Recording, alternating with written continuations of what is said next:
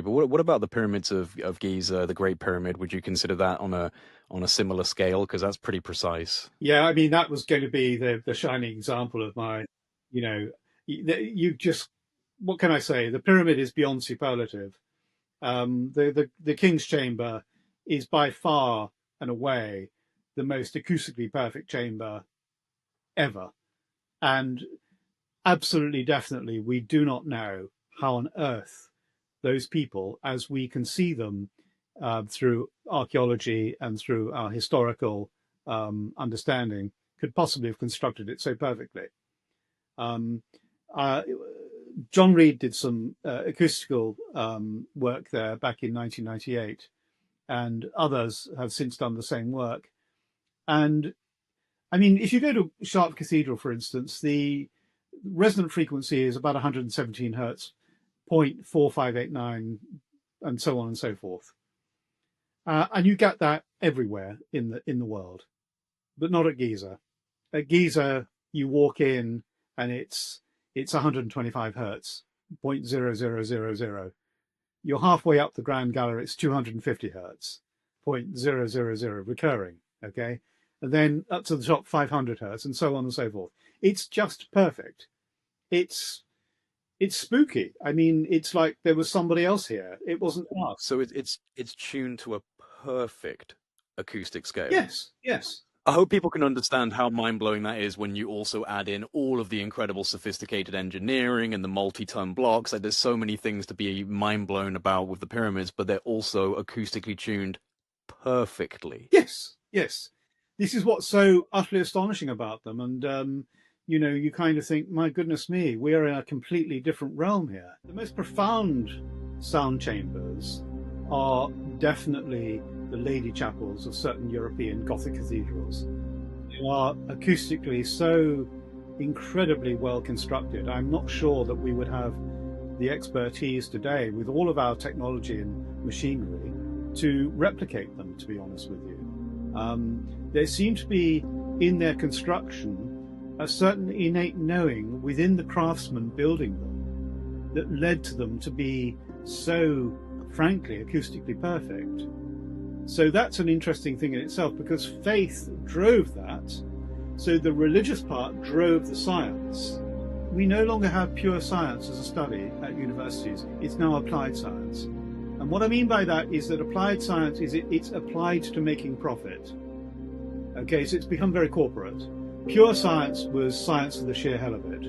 Christ enthroned, but he's enthroned in a standing waveform called a mandorla, an almond. Okay, and what you've got there is Jesus as portrayed at the opening of John's Gospel. In the beginning was the Word was with God, the Word was God.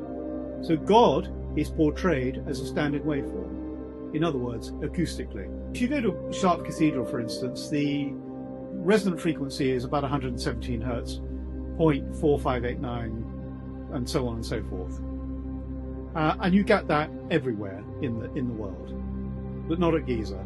At Giza, you walk in and it's 125 hertz, 0.0000. You're halfway up the Grand Gallery, it's 250 hertz, 0.000 recurring, okay? And then up to the top 500 hertz, and so on and so forth. It's just perfect. It's spooky. And here we have in the glass the empty space, and below the line we've got full space.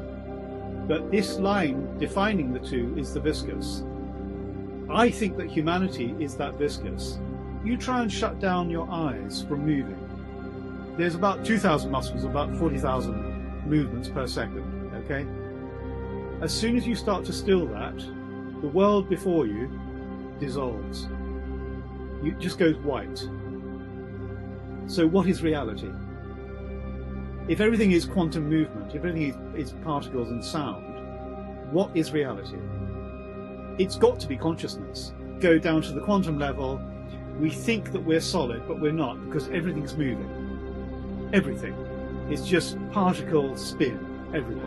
At that point, I was gone. I was no longer me, I was no longer in my body, I was up there with the angels, and I was it was a fantastical state. I felt I knew everything at once. We ended up with hieroglyphs, the Eye of Horus, the Ankh, the Key of Life.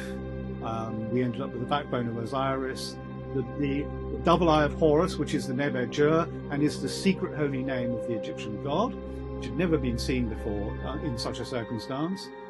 And there's much more. And you've got images of this, right? Because you presented it. I can put images up on screen. There'll be images on screen for everyone watching and listening of that. This is it. So this suggests, I mean, that's basically saying that the elements of the hieroglyphic alphabet are actually cymatic signatures of fundamental harmonics. All languages. We've done tests all over the world, and basically wherever we've gone and performed these cymatic tests, and smoke tests as well, they always give us the script of the earliest part of that civilization.